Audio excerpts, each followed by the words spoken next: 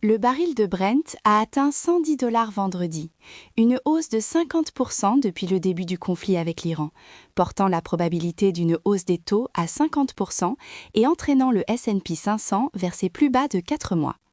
Le VIX a grimpé à 25,46, soit son 8e,6e percentile sur un an, alors que le WTI a franchi les 9,27 $,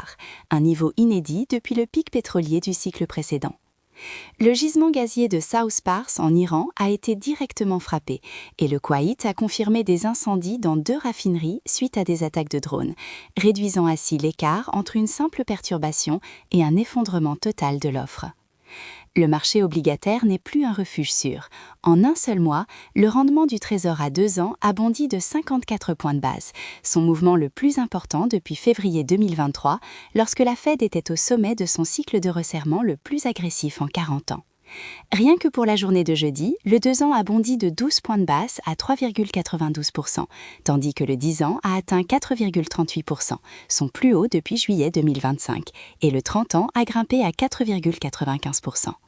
Goldman Sachs a averti ses clients que les obligations n'amortiraient pas une baisse plus profonde des actions, car les anticipations d'inflation augmentent parallèlement aux risques géopolitiques.